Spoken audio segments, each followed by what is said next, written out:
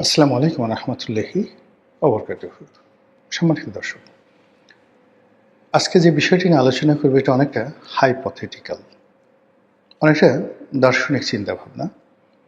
আপনি যদি আজকের দিনের যে বাস্তব সমস্যাগুলো রয়েছে সেই বাস্তব সমস্যার দিকে তাকান, তাহলে তো এই আলোচনা আপনার কাছে অনেকটা বিলাসী মনে হতে পারে। এই মুহূর্তে আপনার সমস্যা গ্যাস সিলিন্ডার, এলপিজির দাম বেড়ে গেছে।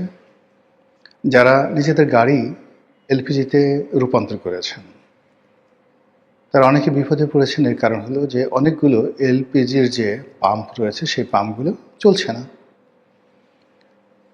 যারা এলপিজির যে সিলিন্ডারগুলো রয়েছে সেই সিলিন্ডার দিয়ে রান্নাবাড়া করেন, তাদের অনেকের মধ্যে এখনও সমস্যা হয়নি, কিন্তু অনেকের মধ্যে আতঙ্ক যে কিভাবে রান্নাবাড়া করবেন।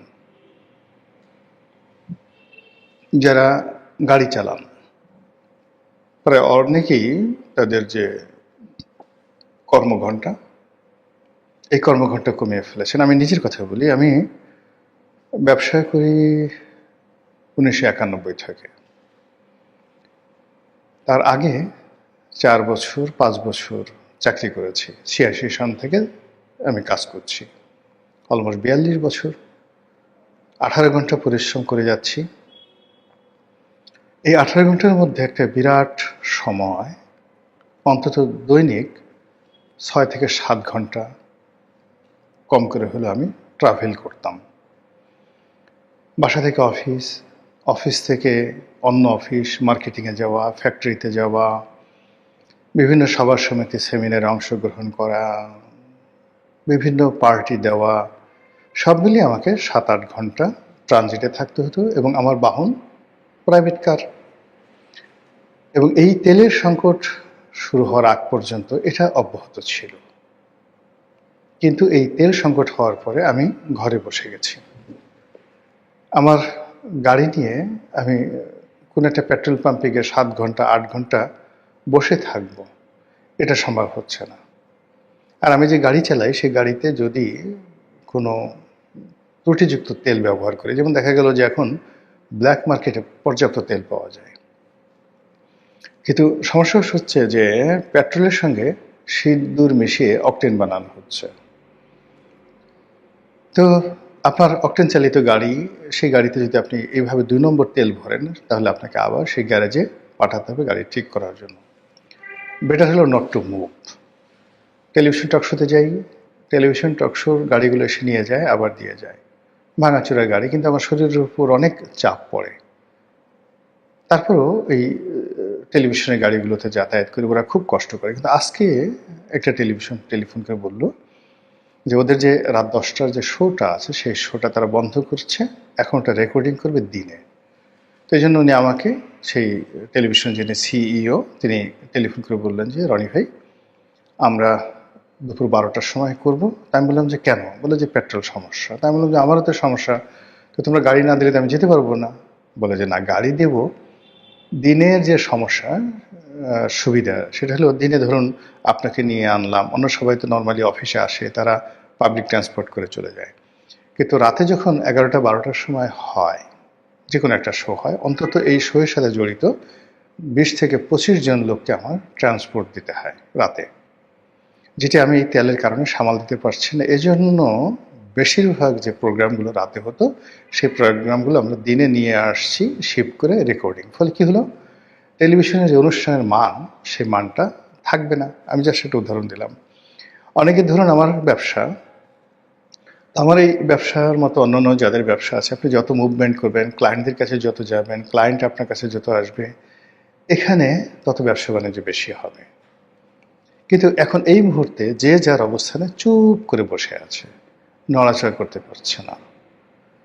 মানে 7 ঘন্টা 8 ঘন্টা 10 ঘন্টা অতিক্রম করে পেট্রোল পাম্পে যখন একেবারে কাছাকাছি চলে যাবেন, তখন পেট্রোল পাম্প বললো যে তেল শেষ হয়ে গেছে। আমি নিজে বেশ কয়েকবার এরকম বিব্রতকর অবস্থার মধ্যে পড়েছি, এই জন্য আমি বলছি না, আমি এখানে যাবো না। তো এই যে সমস্যা, এটা হলো বাস্তব সমস্যা। এর সঙ্গে দ্রব্যমূল্যের দামে আগুন, নিত্য প্রয়োজনীয় দ্রব্য সামগ্রী কেনার জন্য যে টাকা, সেই টাকা আপনার নেই, চাকরি নেই, ব্যবসা নেই, বাণিজ্য নেই, সেখানে আপনি রাজনীতি নিয়ে কি আলোচনা করবেন?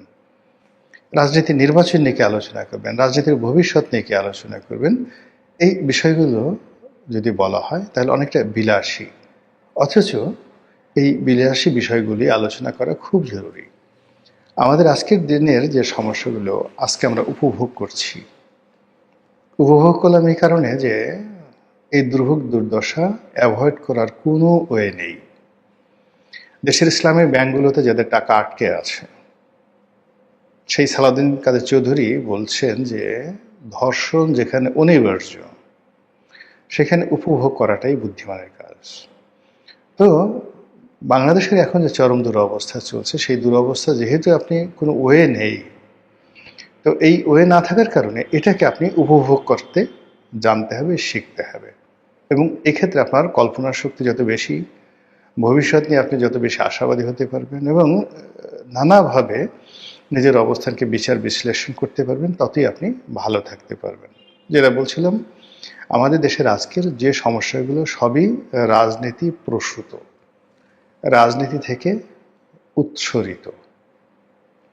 যে সমস্যাগুলো 2009 সনে ঘটেছে, 12 সনে ঘটেছে, 14 সনে ঘটেছে, সেটা নির্বাচন হোক, সেটা একটা ব্যাংকের অনুমতি দেওয়া হোক, চাঁদাবাজি হোক, একটা সিন্ডিকেশন হোক, আফটার 10 ইয়ার্স এটার কুফল আমাদেরকে অক্টোপাসের মতো একেবারে আঁকড়ে ধরেছে। আবার এখন যে সমস্যাগুলো ঘনীভূত হচ্ছে, আমরা যদি এই বিষয়গুলো নিয়ে চিন্তা ভাবনা না করি, তাহলে এই সমস্যাগুলো আগামীতে আমাদেরকে একেবারে কণ্ঠনালী চেপে ধরবে। বর্তমানের যে রাজনীতি, সেই রাজনীতি সঠিকভাবে চলছে না। আপনি দেখুন যে বাংলাদেশে যত রাজনীতিবিদ রয়েছেন, কি প্রধানমন্ত্রী, কি বিরোধী দলীয় নেতা, কিংবা যারা প্রবাসে আছেন আওয়ামী লীগ, কিংবা যারা রাজপথে আছেন ছোট ছোট রাজনৈতিক দল, যারা বাম ঘরানার রাজনৈতিক দল, ছোট ছোট, আমি কারো মুখে হাসি দেখছি না। কেউ কারো ব্যাপারে স্বস্তিতে নেই, শান্তিতে নেই। এই অবস্থায় রাজনীতির ভবিষ্যৎ কি? আগামী থেকে একটা নির্বাচন হবে, এই সমস্ত বিষয় নিয়ে আলোচনা করব। কিন্তু তার আগে একটা বিষয় দেখে নেই যে এখানে যে বিষয়গুলো আছে, সেটা হলো যে এই যে আমাদের বাংলাদেশ, এই বাংলাদেশ কিন্তু গত সেই 10 বছর ধরে একটা নতুন একটা বাংলাদেশ গড়ার চেষ্টা করা হচ্ছিল। শেখ হাসিনা যখন এটাকে একটি উদার গণতান্ত্রিক রাষ্ট্র, ভারতমুখী গণতান্ত্রিক রাষ্ট্র, একটি বুর্জোয়া অর্থনীতি, কম গণতন্ত্র, বেশি উন্নয়ন, বাকস্বাধীনতা কম, উন্নয়ন বেশি, এবং পার্লামেন্টারি ফর্ম অফ গভর্নমেন্টে ক্ষমতা যেভাবে ভাগাভাগি হয়ে যায়, সেটাকে তিনি কেন্দ্রীভূত করার চেষ্টা করেছেন এবং তিনি খোলামেলা বলেছেন যে আই নিড অ্যাবসলিউট পাওয়ার, আমার আরও ক্ষমতা দরকার, একক ক্ষমতা দরকার। এই কথাগুলো তিনি বলেছেন যে আমি এর সমস্ত মুনাফিকি পছন্দ করি না, কোনো এলোমেলো কথা না, আমার ক্ষমতা দরকার, আরও ক্ষমতা দরকার। তো তিনি যখন এই জিনিসগুলো চাচ্ছিলেন, ঠিক সেই সময় বাংলাদেশ কিন্তু রূপান্তর হচ্ছিল। সব জায়গাতেই শেখ হাসিনা, সব জায়গাতেই বঙ্গবন্ধু, সব জায়গাতে আওয়ামী লীগ, এর বাইরে অন্য কোনো কিছু নেই। এই যে রাষ্ট্রের যে ট্রান্সফর্ম, এটাকে আবার প্রতিহত করার জন্য উগ্রবাদ চালু হয়ে গেল। এর কারণে কোনো অবস্থাতে মানুষ যখন গণতান্ত্রিক অধিকার তারা প্রয়োগ করতে না পারে, মিছিল করতে না পারে, মিটিং করতে না পারে, তখন সেখানে উগ্রবাদ স্থান নেয়। বোমা মারো, জঙ্গি তৎপরতা চালাও, গেরিলা যুদ্ধ করো, সরকারকে নামাও। সরকার যখন এটা টের পেল, তখন তারা তাদের অত্যাচারের যে স্টিং রোলার তারা আরও বাড়িয়ে দিল। তারা গুম করলো, খুন করলো, মামলা দিল, মোকদ্দমা দিল, দেশ থেকে এমন একটা পরিস্থিতি তৈরি করলো যে হাজার হাজার মানুষ, বিরোধী পক্ষের যারা লোকজন, তারা দেশ থেকে বের হয়ে গেল।